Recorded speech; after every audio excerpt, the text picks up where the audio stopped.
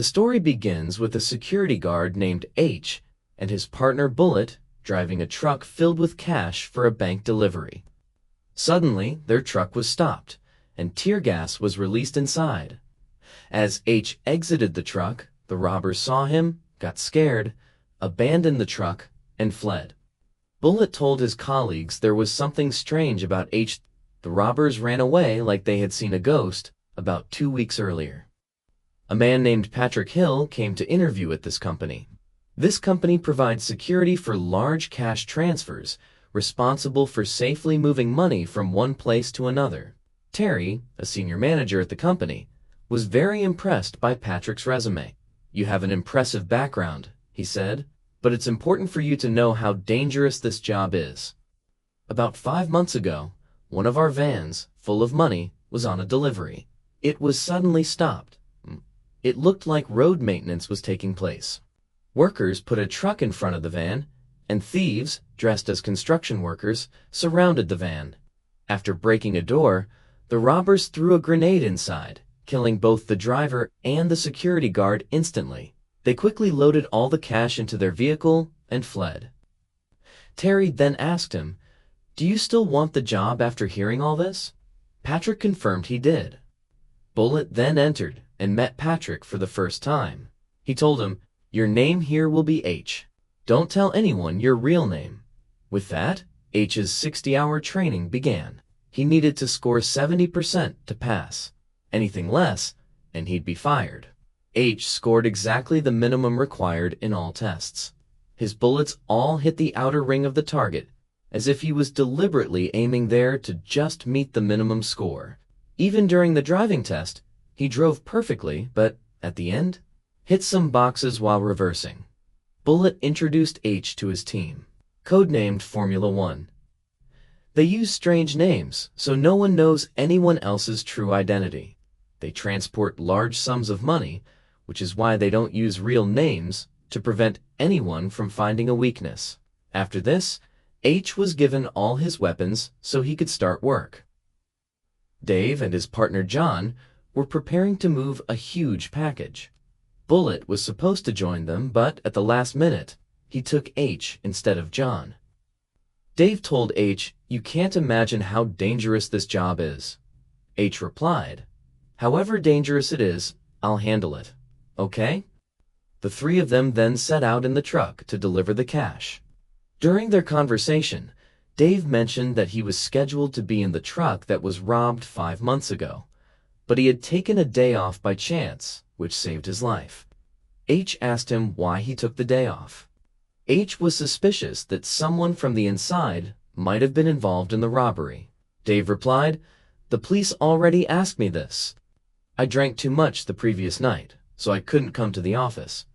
As they were talking, they arrived at a building where they were to collect $2 million.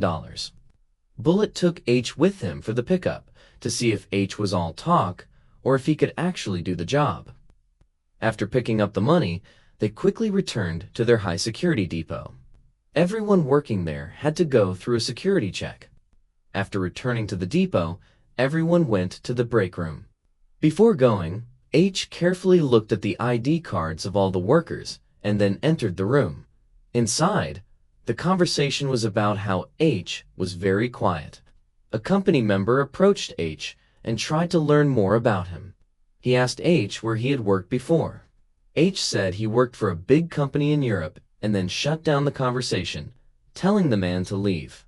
This man was deeply offended by H's response, and after this incident, everyone grew very suspicious of H. The next day, H, Dave, and Bullet went to deliver a small amount, but their Bullet was taken hostage, and the kidnappers demanded the $5 million in the truck. Dave was panicked and said, according to depot rules, they should leave, and the company would secure Bullet's release. However, the kidnappers explicitly threatened that if either of them left, they would kill Bullet. "No talking to anyone right now." H told Dave that both of them would have to face the enemies. But he advised that the best course of action would be to pay the ransom. Bullet's life was worth more than the money. The kidnappers also pressured Dave to bring the money inside. The kidnappers gave Dave full instructions on where to go. Upon arrival, a car was parked in front, and a truck pulled up behind. The kidnappers brought Bullet out of the car. They told Dave directly to put all the money in the truck behind them and not try anything smart. H took responsibility for moving the cash and told Dave to remain calm. H began throwing the cash bags from their truck into the other one. Bullet was taken out to be killed if they tried any tricks. H deliberately threw one bag out instead of inside the truck, causing a kidnapper to come out to place the bag inside. H skillfully pulled out his gun and shot the kidnapper. After that, he very calmly, in a heroic style, killed all the kidnappers one by one. It was as if he had too much experience in this line of work. During training, his bullets had hit the outer ring. But now, he was hitting everyone right between the eyes. Chasing the kidnapper's boss, H reached a warehouse. He asked the kidnapper directly, "Who do you work for?" The man wasn't giving a direct answer, which frustrated H, so he shot him dead. Bullet and Dave came in and were stunned to see how H had single-handedly wiped out the entire gang. After this incident, the police interrogated H, asking if he was a secret agent from another country, given how easily he took down the entire gang. H replied, "No sir, nothing like that. I just got lucky. All the shots hit the mark by mistake." The police then showed H the video of the initial robbery. H replied, "I don't know anything about this. I wasn't even working for this company then." Outside, H's senior told him he would have to take a desk job for a month, as per company policy. "We don't want you to get depressed and do something wrong." H asked his senior, "Do I look depressed to you?" Just then, the company owner arrived and praised H profusely. He told the senior, "The company needs people like him. Does he look like someone who works behind a desk? He's a born winner." The police officer who had spoken to H called his superior, saying, "This is the man the Bureau has been looking for 25 years. But the boss said, "Don't take any action for now. Let him do what he's doing." The officers argued that if they knowingly let him stay and something went wrong, the department would be disgraced. But the boss replied, "Nothing will happen. He didn't come here for money. Let him do whatever he came here to do." Now, a woman came to meet H and gave him a file. This file contained the data of all the company employees along with someone's post-mortem report.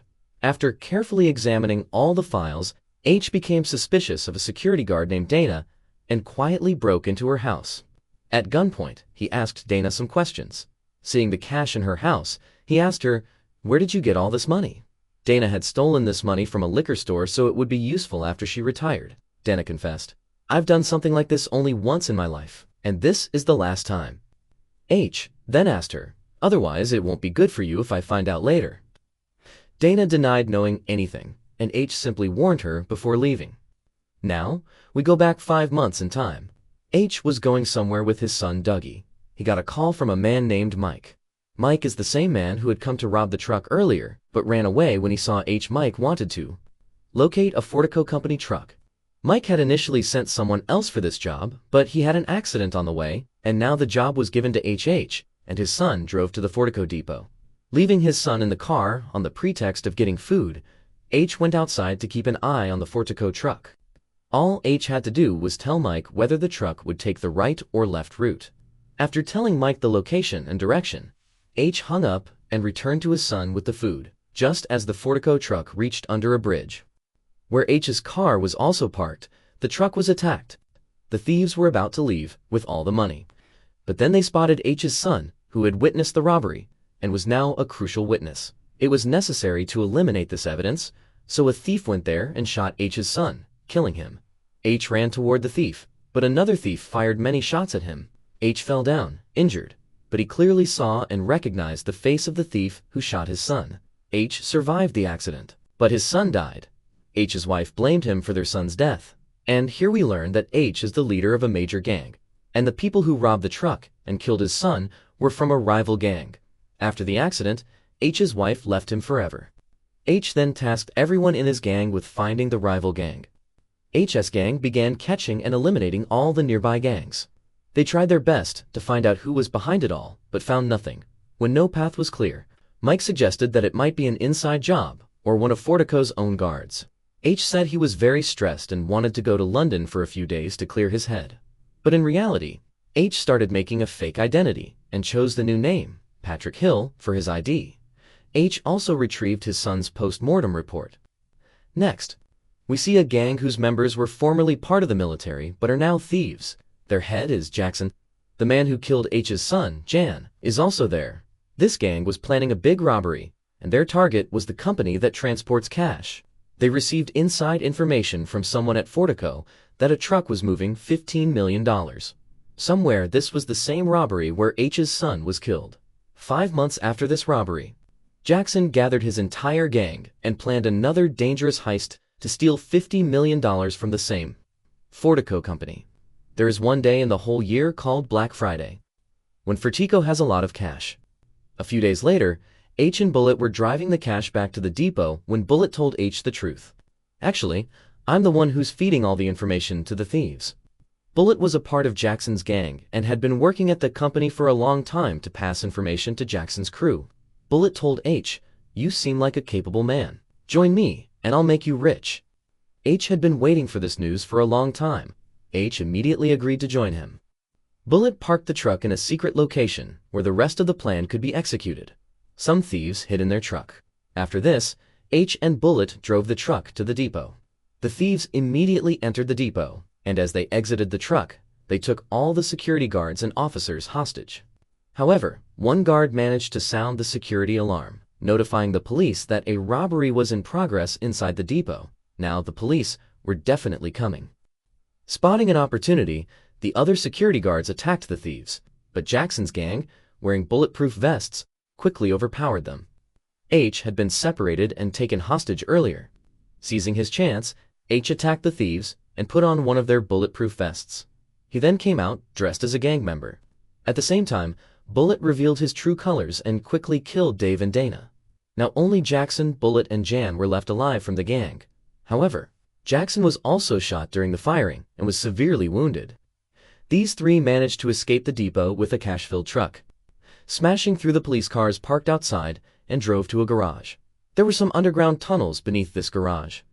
Jackson was badly injured and also suspected that Jan wanted to kill them and take all the money from himself.